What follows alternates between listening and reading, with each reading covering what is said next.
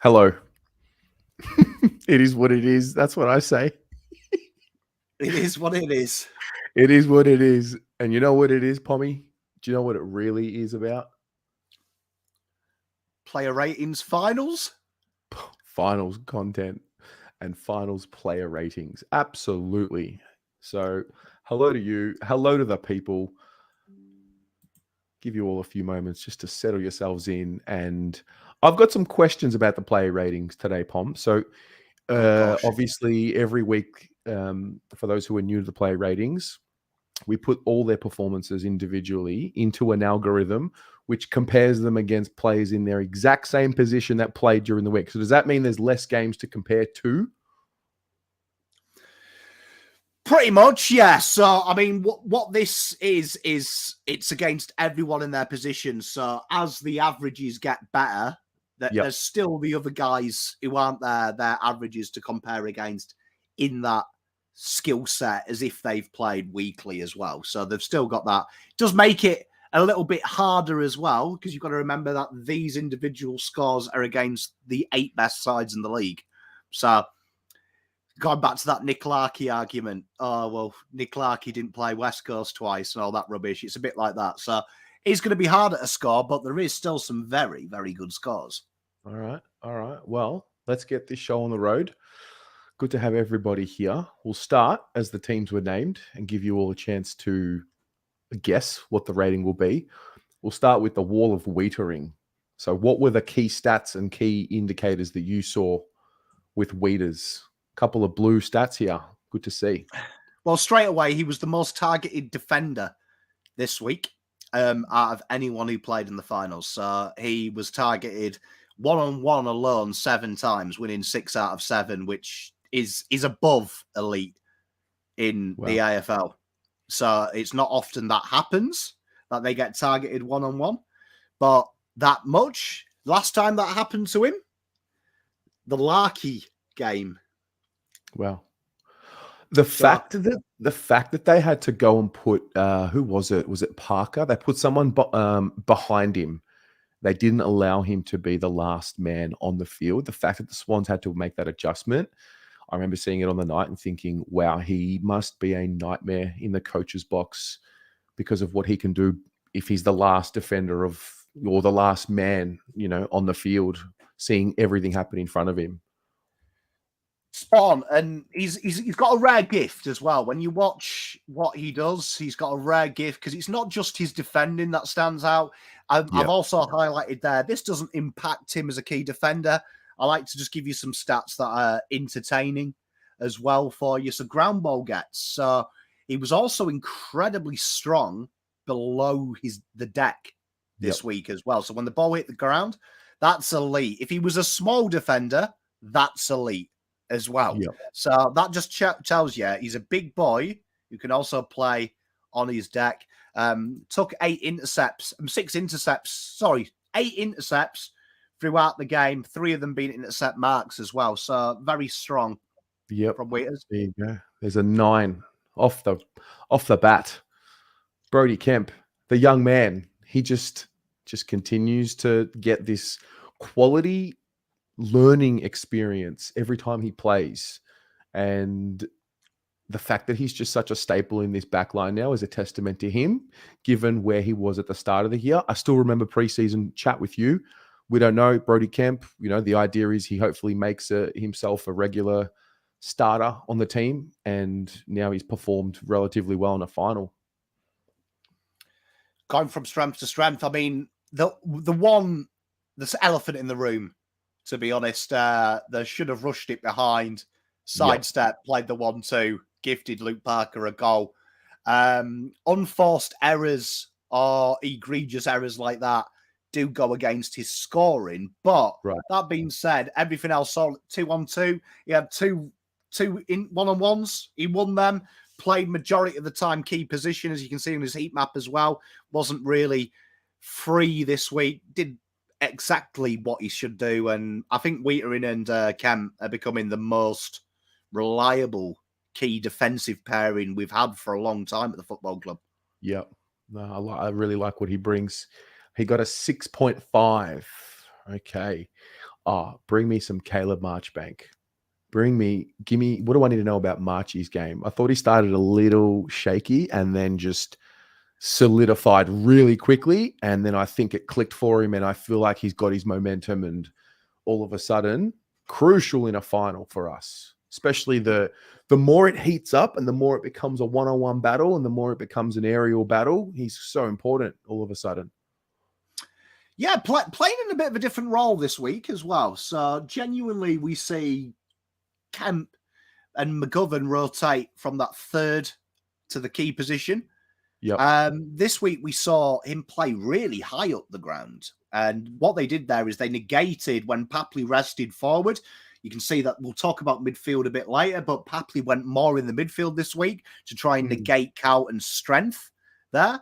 When he did rest forward, they negated that by playing Marchbank high half back almost. Yep. So played a lot there. There was a few errors. He was responsible for a lot of the short kicks outside in the first half. Second half, though, he went from strength to strength and was an incredible user of the football. 6 intercepts in the end, 6 marks, the 16 touches, fairly decent ball usage as well. Did win his one-on-one when he did rest, though, and relieved Kemp from fullback. So he did well. He did well. He did 6.5 for Marchie. What about for Mitch? What did I feel about Mitch's game? I didn't think he was poor. I just thought he was a cog in the machine. Yeah, so 5 is average. I always think that. So 5 is like, this is what you're expected to do. Right. He did slot into the key role this week as well. So they were heavily rotating that Carlton as they tried to negate it. He did lose his one-on-one. And he did get kind of ragdolled early doors when Amati went a bit deeper. And I've been taking the piss out of Amati quite a bit throughout the stream. So that's bad. As usual, though, good efficiency, as you'd expect from his foot.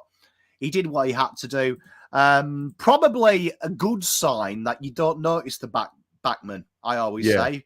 But Carlton massively rotated against their forward line. It was one of their strong suits. Everyone got a turn on, just about everyone. The only one who didn't was Wheaterin, but all the others changed nearly every quarter. So Carlton using a little bit of smarts, but made a few mistakes on them. Remember, what was it? 4, 5 kick-ins resulted in goals against. So it does go against them as a unit. All of them had a hand in one of them each. They sure did. Nick Newman definitely did. Did you see his response in the change rooms to BT after? Yeah, he weren't best pleased. Yeah, he's like, oh, no, it wasn't me, mate. It was somebody else. But apart from that, typical Nick Newman game. The occasion did not seem to get to him. Yeah, I mean, Nick Newman is interesting. If people follow AFL, Fox Footy have started to copy this show and brought in their AFL ratings. Yeah, their ratings, I saw that. They got player ratings all of a sudden. I did notice that. And I've got to say, they didn't do quite a bad job. I did actually look at ours versus theirs. There's some that we do disagree with a lot. Wheaterin being one of them we massively disagreed on. But Nick Newman, I actually like this because he's one of the few people that actually gave him some love. Apart from the kicking goal, which went to Errol Goulden, he was dominant in the first, 83% by foot, just under 83% by foot, 81.3, 7 ground ball gets. He was unbeaten on the deck, 428 meters per gained, numerous backline score launches as well. It was a fantastic Nick Newman game, what you'd expect to see. So he was very strong. You know what I've also noticed about him and what I really like to see, he sometimes will push up to behind a stoppage and just be that relief. And not that he's a midfielder, but he's not a defender in that moment. He's a midfielder in that moment. And he just makes such high percentage plays. Mostly he does the fundamentals right. And obviously he's got a really great defensive mind. So when he's just that one player behind the entire stoppage in case something gets out after a ball up, or a throw in. It's something I've noticed, and I like it a lot. And he got a 7. Well, we talked about it a couple of weeks ago with Boyd. Voss Yep. likes to deploy someone behind the stoppage. Yep. Newman, since has taken that role, it's no surprise that he's been our most consistent 10 has been Nick Newman. Oh, Adam Saad, mate. There are a couple of players who were clearly ready for finals football, and I think Sardi was one of them. And the Wolf was just at peak levels. As close to probably the perfect Sard game, and this against Sydney, probably the perfect team for him to play against as well with the way that they play. Look at Blues everywhere. Do you know what I mean? And that's pretty much the case. He was elite just about everywhere that you measure him, particularly on his ability to do something that Dan Hoyne hates Carlton doing, that's ability to score on transition. This guy showed you that Dan Hoyne knows about as much as the football knows about the game, and that gets kicked. So he was phenomenal. Score involvement's insane. His ability to relieve pressure is insane. And his ability, when we talked about them in my preview, if you watched it, I said they're one of the few sides that really look for short 65-meter kicks and then go short again. And that killed Carlton at times. They did very well at doing that.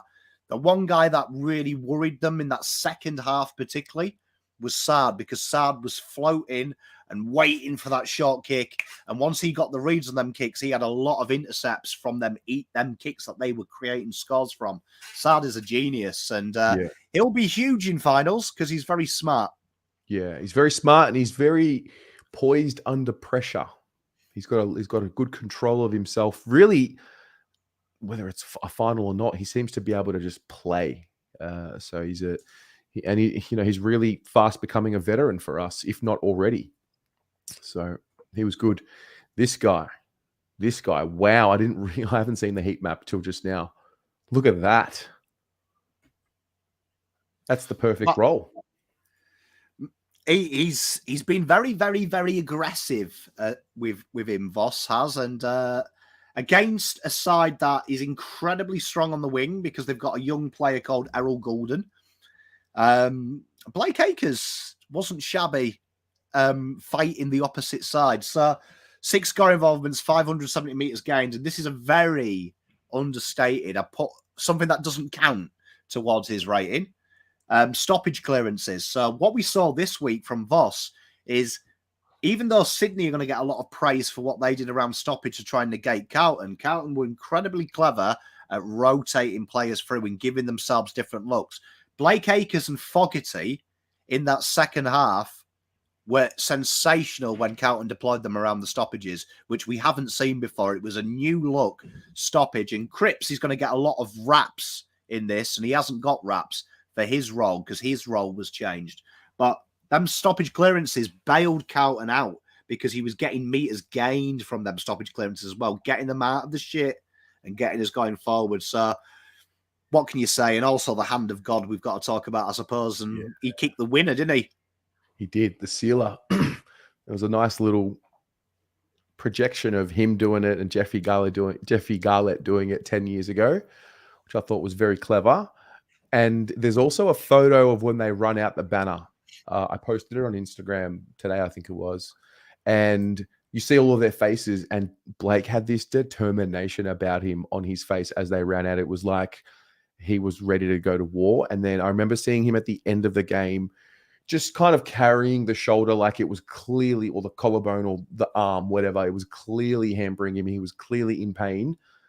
It was a brave performance too. So I'm a big rap for what he was able to do. And he got a 9.5. He also did his trademark one kick out in the full per game, which I definitely had a bit of a smile about. Yeah, he'll always do that as well. He cops it. I mean, he was the leading coach vote getter. Yep. And it's no surprise TPI agrees with the coaches on this one as well. He was sensational. Mm-hmm. What about the skipper?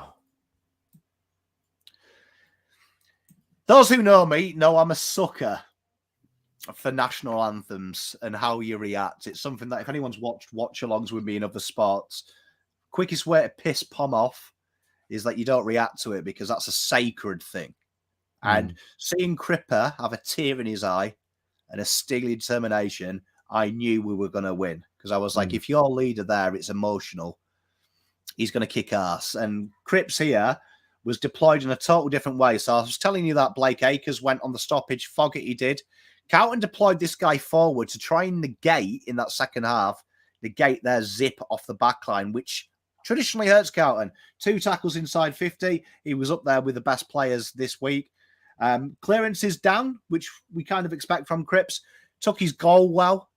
Captains have moments, but the pressure and his work around the pressure was insane. And he went against probably one of the most dangerous players that gets really underrated in Callum Mills, right? And he basically went head for head with him. And it was a break-even contest. Both of them broke each other. No one really got an influence. That's a huge thing because at the end, Cripps won that battle. He kicked the goal and he won the game. So that was huge. Mills is a phenomenal player and Cripps negated a guy that can destroy you. So for me, that being said, people have got to give Cripps respect. And I've seen people say he was down. It's a fucking tough job stopping Callum Mills. He's a pretty good footballer.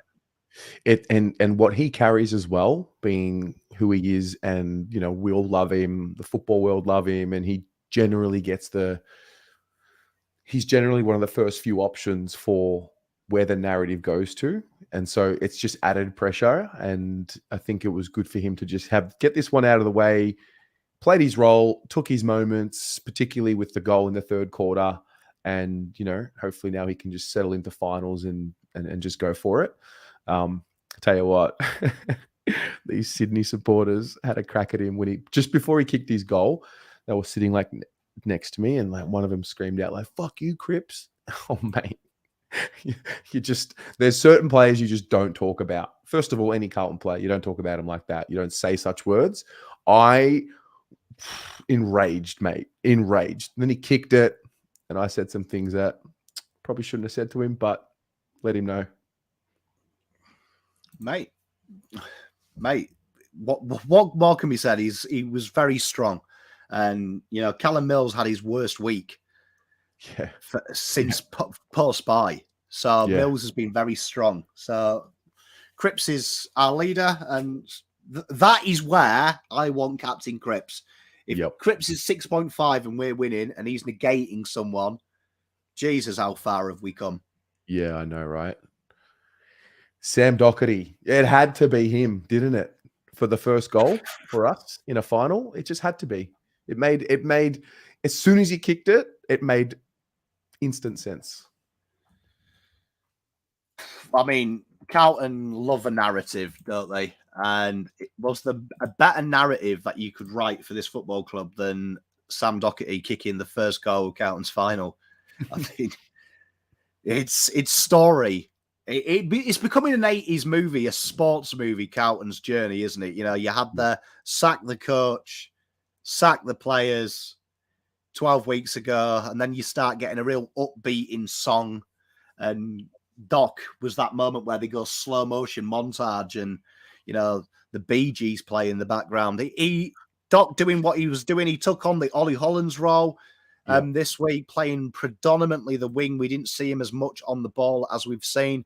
Had probably the toughest job on the ground because who rests on the side he was on? Errol Goulden. And what was very important is Goulden was brilliant, but Goulden wasn't as effective out wide as he has been all year. And part of that is because Doc's smart. The 6 marks were all relieving marks as well, getting Carlton out of a lot of shit. The score involvement's incredibly high. And a big thing with Doc as well is when that ball hit the deck, when Carlton were using the wings, he was more often first to it. So it was a very bold play by Voss in selection this week. A lot of people have criticised him. Voss proving he was right. He was fantastic working that role. Carlton went bigger bodied and were proven right. Yeah, he got a 7 for those who are listening later. Lockie Fogarty. Welcome to finals football, mate. He was excellent. Wow, his heat map is right in the middle. That's interesting. It is interesting. So he did play. Let's bring up my little data sheet. But when he played this week, he was playing forward. However, a lot of his touches, because that's the possession heat map, remember? So possession heat map. A lot of his touches were in the center of the ground when Carlton deployed and tried to stem the game and try and hold the game. But big thing I want you to notice here is all the blues are defensive numbers. So this is really important. So a lot of people I've seen a few people being desperate to bring Paddy Dow in, desperate to bring Matt Kennedy in. And Fogarty and Owies are two names that I'm seeing constantly mentioned. And the Fogarty argument is he's a forward, he doesn't kick goals, he has no touches. None of them can do what he does. And that is go forward, put a lot of pressure on, make it hard to exit out of D50, and also be an auxiliary use in there. And people need to remember, when I talk about transition, Carlton are always going to be shit with the transition differential because we play a high forward press. So you can kick over us. It's always a guaranteed goal. What's important is the pressure's there to stop that kick. And that is something that Sydney could never really get on. They couldn't get consistency with going through Carlton's corridor because there was so much pressure on that kick. So you were always hurried. And Fogarty is the master hurrier. And he doesn't need to kick goals. All he needs to do is stop the ball coming out with any sense of certainty. And he's the master at doing that. Not many players can do it. And in the final, all the games are going to be like you saw this week. They're all going to be like that. They're going to be tough. Yeah, absolutely.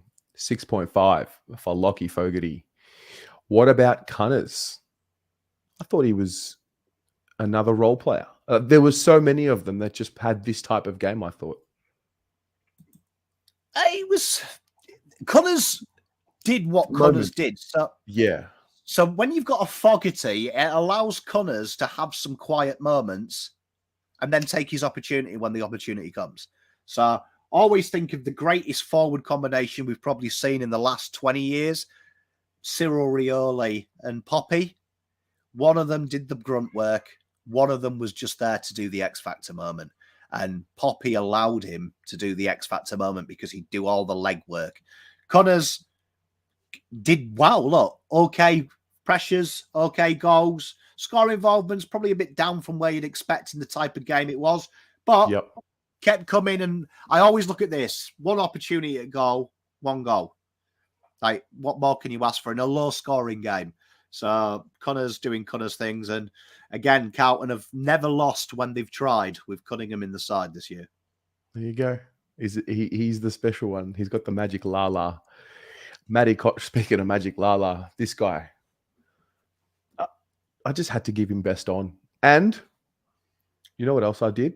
I have put him, I initially had Walsh on the thumbnails for the upcoming week. It's Cottrell this week. I think that's a big honor to get on a thumbnail in a final. Mate, it's what it's all about, isn't it? And I mean, let's look at the first stat. 17.6 kilometers ran. Bro. Like, that's dirt. That's dirty. That's filth, man. Filth. And look at the possession heat map. So bearing in mind, them blue dots are where he's had the ball. Pretty much every quadrant of the field. No wonder he's ran 17.6 kilometers. And then look at that. 7 score involvements, 2 goals. And them goals, I know people laugh. A lot of them are very simple goals. Do you know what I mean? Yeah. I take the piss. I could kick them goals.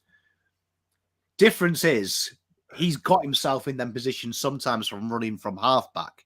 So that first goal he got, that passage of play, he started it down in the back pocket. And then he's got forward. He's got forward to finish the move off. That's incredibly hard to do. So, Cottrell, you need players like that there because he's you, me, and the chat out on the field. He gets it. He's a fan, first and foremost. So he's going to die on the field of battle for this football club. He gets it because he's been feeling it, and he's in the age bracket as well of a lot of people who have seen nothing. Like a lot of us, you know, in the modern era of this club. So I'm just happy for him. Happy for him to be getting some attention. because he's earned it, but he's not. It's not like he was doing something he never has before with his work rate. He just found another gear and went up another level, and that's what finals does for a reputation. You know, you can really announce yourself and earn greater levels of respect playing well in finals for this club anyway. I think the best moment of the game as well, a few of them in chat, Lockie and the lads have mentioned it, the tackle on Golden. If you go back and watch it, he licks his lips after doing it. And that kind of made me want to embrace him. The fact that he loved his work, and that's important. Mm-hmm. Jack Martin, the conduit. That's his nickname. He's just the conduit. He's the glue. Mate, J-Mart. Hey, J-Mart. Crucial goal in the third. Much needed. Big time player. There is a big time player, and it's like kind of like we've been sat on this guy for so long for these moments, and we have these moments, and then the match review panel decide to be complete dickheads because evidently you're not allowed to go for a tackle anymore. Hopefully he gets let off.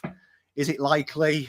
You just don't know anymore with AFL, but his game was insane. And let's just talk about the bottom figure first before we give him some fat for how good he is going forward. Deployed in the back pocket when the game was on the line, and this guy popped up twice with 2 intercept marks. Interesting enough, the first person who ever abandoned this idea was Mr. Stephen Silvani, who talked about he could potentially be an option down back. So Carlton deployed it, and a lot has been made about Voss's coaching. Game day coaching has been a big critique. I still see some of them comments about it now around the forums. I'm not too sure what people are on about because the Jack Martin down the back, the Charlie Kerner down the back has won us, 2 games now this year. It seems to be working. It's because the forwards don't get used to it. He gets in there. And then forward, like you say, we call him the conduit. The guy is filth. The guy is filth. His movement, his ability to zigzag, his ability to cross paths, his ability to play with zones. And that's something that no one talks about with Jack Martin, his ability to run through zones. He runs very laterally a lot of the time, running through 2 defensive zones, and it confuses players. You see it. The 2 of them get drawn to him. Cottrell used it to run through that zone. It's a very, very clever footballer. He doesn't get the love I think he deserves, and he's built for finals. It's so strange to go from years of Jack Martin just doesn't play football. And then all of a sudden it's like Jack Martin's in the side, impacting the way we know he could, and now is.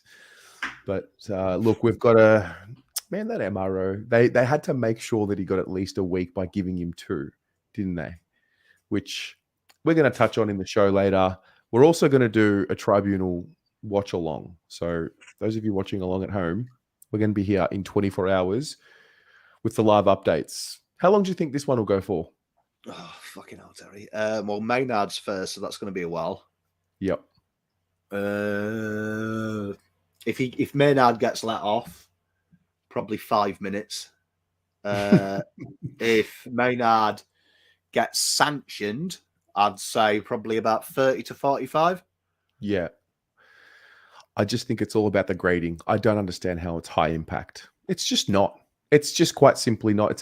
I think it is a relatively straightforward matter where you can argue that it's not unreasonable that this is not high impact because Blakey was one of the best on the ground. Now I do think the action's a bit dangerous. It's careless. I think it's the impact. So we'll see, but we'll go through it tomorrow. Regardless, get it down to a week or get it thrown out. We need him. So we'll have him at some point in this series. Charlie Kerno. We'll open this discussion in a sec about how his game changed after Harry went off. But what did you make of Charlie's game? Wasn't really. I mean, he had his moments. He had the wonderful paddle on for Cottrell's goal, which is a new thing. Yep. you know what I mean? It's a new Charlie, something that we probably don't give him enough credit for. The first goal was just classic Charlie, wasn't it? It's what you expect. Worked really hard, working in that wing role. Really became the Harry Mackay once Harry went off, as you can see, and was that outlet ball. As a key forward, though, and as we've got to judge him, it wasn't the Charlie that you're expecting to see punish you on the scoreboard, but he worked really high up the ground, doing them link things and the conduit things.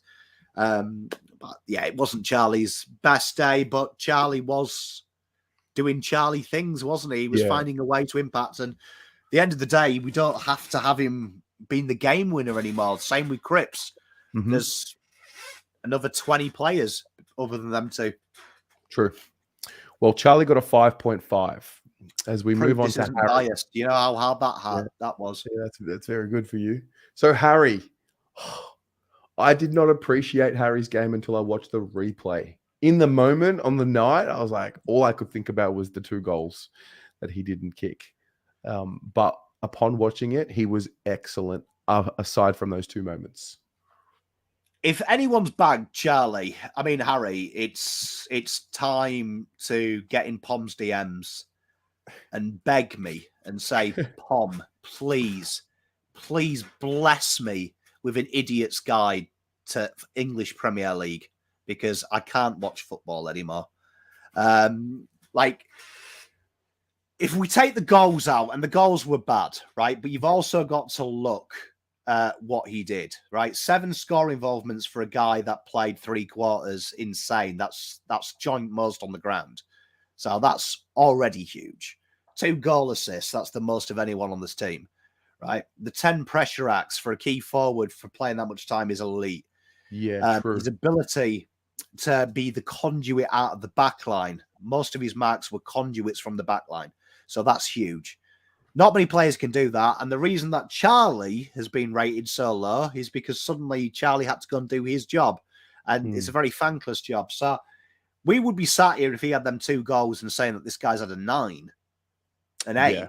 So I will say this, though. When a player comes out and does a statement and says that it's affecting him and he knows he's out of form, when the club spends a bit of marketing resource making shit like this, when your vice captain comes out and says the player's struggling, we need to give him some help. Yeah. Do you know what I mean? We need to get around him and cheer him. For people to boo him, and a good mate of mine was sat centre wing saying that someone had shouted, "Fuck off with your brother," to him as he's walking off. You got to question what you're about as a human being, because these players are at war. So when they're at war, this is where you come and judge them, right? This is where we discuss and we talk analytically and we talk pragmatically. In game, you fucking give him love. And he asked you one job, right? One job, get around me. So if you didn't get around him, you've got to question your loyalty to this football club, because he asked you to do something. Your vice captain demanded it. And when they demand something, your job isn't to think, it's to do. They're the generals. You're the soldiers. So soldiers follow orders. So feel for him. But it was a good game. Aside from the goals, they're an issue. However, you know what? His game was pretty okay for a guy that's not doing it. Yeah, I think it's crucial to he needs support. He's got to be able to find a way to get into that focus zone and not allow the external to creep in and find that flow. And so, I think it's so important to, I mean, look, we're all feeling it. I'm sure the frustration was felt by everyone in the moment, of course, because I was thinking, oh, Harry, come on. Like, I thought we got through this, but at the same time, I spoke to a former legend of the game yesterday, and he was explaining what you feel before a final, any final series. And he says that there'd be about at least 5 to 6 players on every list who, night before, like, they play it so much in their head. And I think Harry's one of them. I mean, he's openly spoken about, a situation with his mind. He's sort of not clearly said exactly what happens, but he's revealed it to the wider world.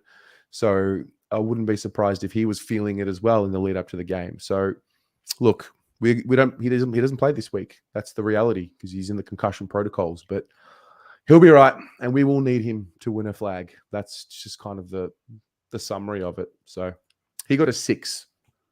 What about TDK? What did you make of his game?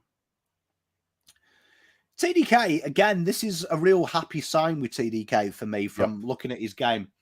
So if I go off as a transgression from TDK from last year to now, my big issue with TDK is he would be good in some areas and then below AFL average for a lot of areas. This week, again, it seems to be a real steady, okay.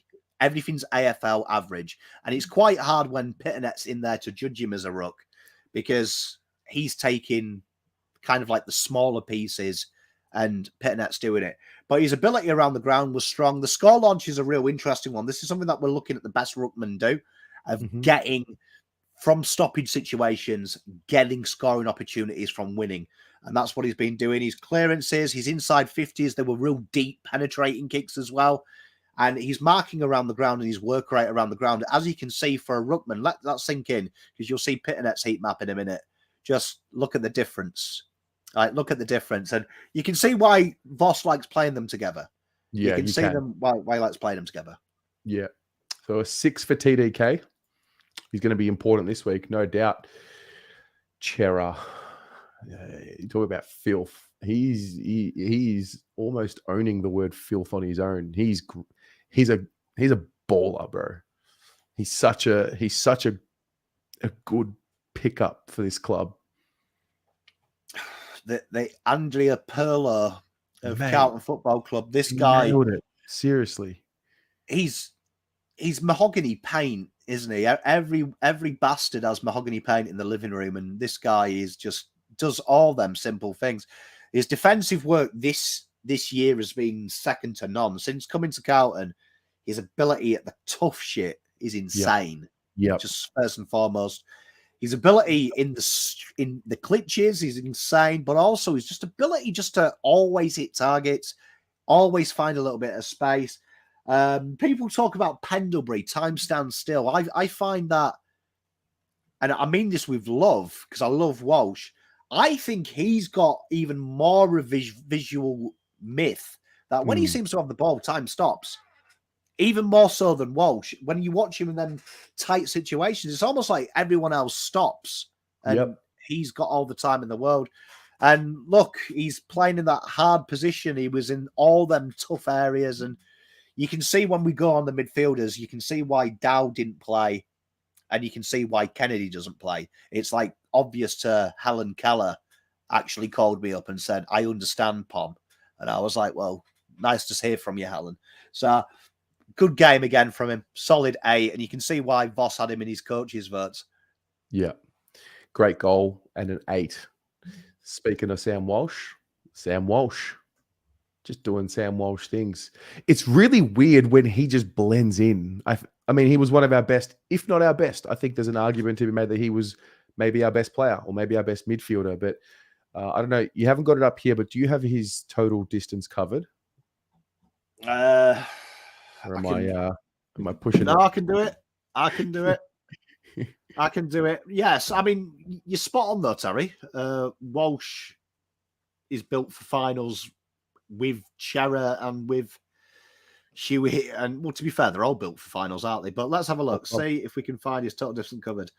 14.8 kilometers, which for a guy that's played predominantly inside midfield all game, that is ridiculous. Also, just worth noting, his average speed all game was 0.4 kilometers an hour. So just imagine running that far and being that fast. Yeah. I mean, look, we're looking at 3 score launches, 16 contested possessions, 13 ground ball gets, the spoil. The way he tracked back for that, he had no right to get there, and he found a way to get there. We've got some serious running power in this club. You know what is huge here as well, if you watch Walsh, is he played almost a vintage Cripps role. So look at them numbers. That's what I'd expect to see from Cripps, all them blue. So we're talking about Cripps played a bit of a different role this week. trying to negate Mills. This guy here then took on the big balls of the engine room and added the class and the speciality. That's why I was saying this is not a knock on Dow, but you can see why this is Voss's preferred midfield, because he could then say, Cripps, you're going here. Walsh, this is your midfield. But then he could also say, right, Walsh, piss off on the wing. Chera, go half forward, which happened. Fogarty, you're coming on the ball. Akers, you're moving onto the ball for a little bit of a stint. Gives Carlton so much flexibility, and flexibility, as most people know in life, is always a benefit. Like you've never ever heard anyone say, "Oh shit, they're too flexible." No, that's right. That's true. The heat map doesn't like a sperm. And Walsh is the elixir of life. He is. So he got an 8.5. Now, Pito. So we'll bring up, so we've got his heat map here, and I'll show you TDK's heat map just to make the point of how they're actually complementing each other. So he basically just takes centre bounces, and that's it, mate. That's what he's there for. Yeah, I mean, do you know what I mean? But basically, you know, everyone complaining about not getting tickets because everyone's got a mate who has used their membership, they've used their guest passes. Pitternet is TDK's guest pass. True. Do you know what I mean? He hasn't paid his membership. Do you know what I mean? He doesn't even like Carlton, but he'll go for the beers and cheer on his mate's team. No, seriously, I mean, again, this is why he's here. The green, hit outs to advantage, huge. Interesting enough as well. Ridiculous. 42% of his hit outs went to our advantage. It is interesting, though. Carlton are one of these weird sides that when they get hit outs to advantage, they don't genuinely get the clearance. It's a bizarre myth with Carlton. I'm not too sure why. But he did have a tackle inside 50 as well, Pitto. Carlton did deploy him forward. And it is interesting that before Harry got injured, Carlton were deploying TDK and Pitternet more and more forward. So this is probably going to happen this week coming, because there is going to be no Harry. Presumably, there's going to be no Jack Martin, which means JSOS will come in, and God knows who else. You'd imagine it'll be Jesse Motlop, who has deputized as Jack Martin before in game. So I think that'll be interesting. So it means that someone's going to be forward. And will it be Pitto? They seem to like resting him there. Be an interesting one. But as a ruckman, you can't complain. He went toe-to-toe, and this week he'll go toe-to-toe with the best there is, the best there was. Yeah. And I definitely need him against Gawn. So he scored a 5. George Hewitt. Thank goodness. Praise the Lord that you have George Hewitt in a final. Hey, it really becomes about the fundamentals, doesn't it? And we've got a couple of them that just have made a name for themselves on doing the fundamentals right. And this is another one. George Hewitt is, we've always been a fan. I remember last year we were very hot saying that 50% of the Brownlow should go to this man. Yeah. And 50% of all the midfield's hard work this week should go to this man. He was only him and Cripps were the only two midfielders that didn't feature in Voss's coaches votes this week. It's interesting, but again, this is how boring George Hewitt is to analyse. Everything's very good. Do you know what I mean? He doesn't do AFL average. He just keeps doing it. And it was interesting that Cripps and Hewitt this week didn't do the hard stuff. Carlton started to be a bit more adaptive, which after Gary Lyon at the start said Carlton sometimes very samey. Voss rolled the dice and we went differenty. Well, Gary, just let us talk about Carlton, mate. And you can talk about Melbourne. Yeah, you look after your mates' wives. Whack. Okay. There's a 7 for George Hewitt. Alex Chincotta, a.k.a. Pomcotta, a.k.a. Terracotta, a.k.a. what a story. Got himself on the list, and he's in the 22 for a final. What a story. Pomcotta. Pomcotta. So that shouldn't say score launch, just so you know, 1 out of 1. That should be his one-on-ones. Okay. the wrong things. So anyone's confused, saying, how can you have 1 out of 1 score launch? 6 defensive half pressure acts and 3 tackles. It was a tough one for this because he was real quiet. So he had a Heaney, and then when Papley went forward, yes, he had Papley. So he didn't have the easy jobs. But 5 is AFL average. It was just an average game, and he'll definitely play all the way to the grand final, because this is what you need. The guy just does what he says on the tin. Yeah, and I couldn't help but feel that he is now being trusted a little bit more each week, particularly with these big, dangerous matchups, the Heenies at times, the Papley at times, and all of a sudden, in those moments, Sard frees up as well as Newman behind the ball, and yeah, I'm feeling the trust come his way a bit more. I feel every week I watch him. So yes, he got a 5. Matty Owies kicked his goal, not in trademark fashion, so he didn't quite get to G up to the crowd the way he usually would, but that'll come this week. Again, some of the guys that we mentioned earlier, they just played their role. I thought he played his role. No more, no less. Owies is a really interesting one because, like Pom Cotter, we always talk about Pom Cotter when everyone always says, I want Jordan Boyd in the team, right? And when you talk about Owies, everyone always says, oh, but what about Motlop? He kicks goals. Owies doesn't tackle, or Owies doesn't kick enough goals for me, and all that rubbish. There's a reason that Pom Cotter's in the team, because he defends, and you've quite rightly said, he's a superior defender to Boyd. Like, night and day, which allows Newman and Sard to be extravagant. If Boyd was there, one of them would have to be less extravagant. If Owies wasn't there, you'd have to be asking Fogarty to kick 20 goals a game, which would then negate his defensive work, and then suddenly you've got a hole.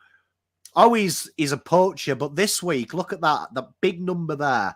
Carlton always front and centre. Where's the Crummers? Getting the hard ball on the ground.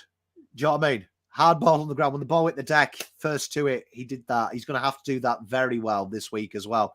Absolutely. Easily, considering this guy was playing basketball a year, 6 years ago in America, to now he's sharking packs. His leading patterns are good. His running lanes are intelligent. His chases are good. That's insane. Yeah. Big moment player. We're going to need it this week. I still have the vision of him kicking that goal in the 4th quarter against Melbourne a few weeks ago. We're going to need it. So he rated a 6.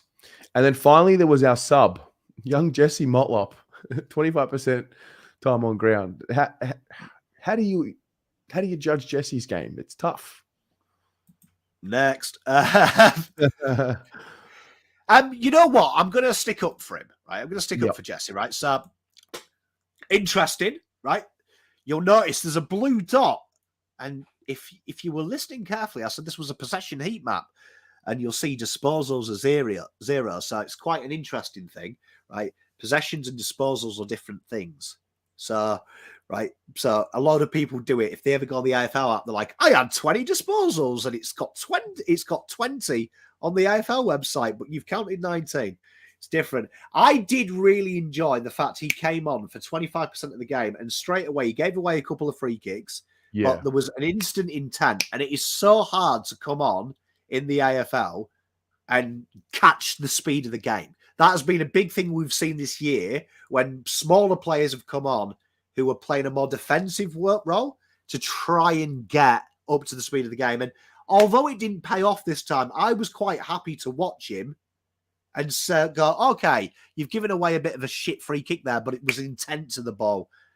It's a tough one for him because it's not really his game coming on late like that. And it must have been a shit time to come on because at that time, Carlton were just trying to manage their way out of it. But that was reassuring. He came out lively and energy. For me, I will be really excited this week if I see Jack Silvani and Jesse Motlop in, because both of these guys in their fucking bloodline is finals.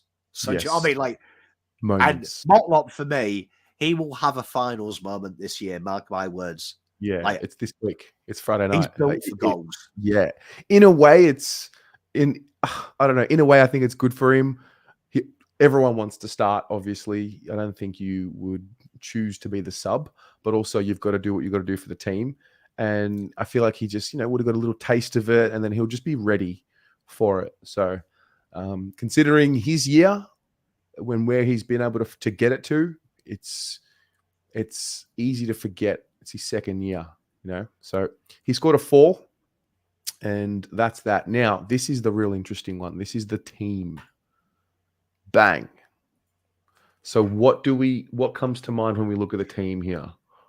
Well, wow. I think there's two obvious things, right? Is one, look at all, and I always say the happy medium is the 6.5s. Look at how many we got. Yeah. 1, 2, 3, 4, 5, 6, 7. Yeah. Wow. 8, 9. Okay. Yeah. It's the quintessential. It's the quintessential team ratings, because the greens just nullify the orange/reds, and then you've just got yellows everywhere. To be fair, yeah, like you can forget about Motlop. It doesn't count. Correct. Because you played 20% of the game. But then if you look at the rest, it's fairly solid. Do you know what I mean? It's like you've got only 2 players below the AFL average, but everyone else there average or better. So that's really strong. And you remember what I said? Anyone below 5.5s and below, you've got to have someone above 8. Well, we've got loads above 8. So like it's the real happy median. Where do I find the coaches' votes? I can read them out to you. Read them out to me. I want to see how. 9 votes, Blake Akers. Okay. 8 votes, Sammy Walsh. Yep. 5 votes, Tom McCartin. 4 votes, Matty Cottrell. 2 votes, Errol Golden. 1 vote each, Adam Chera and Adam Sard. So you can say, wow, we've TPI and Voss agree. We do think he's stiffed Wheater in there. True. Absolutely stiffed him. Vossy, if you're watching, stiffed, my boy. Stiffed. That's what we're here for, mate. We're here to just catch it all. Nothing gets missed here. Yeah. No, that's fantastic. Great stuff. Oh, mate, we just did our first finals player ratings. Well, I mean, they've got to win, because we've just spoiled who's won finals player of the year. True. Congrats, Blake.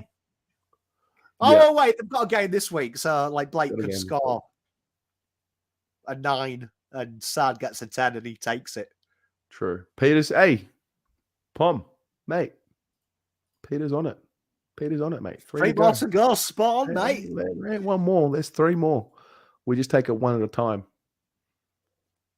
But it's special. It is. So that's been your player ratings. Give us 7 or 8 minutes. We'll start the BA show. In the meantime, if you want to watch the fan cams compilation, I've uploaded it to the channel, or we can just watch it during the BA show. It's up to you. But great stuff, Pom. See you in 10 minutes, mate. See you in 10.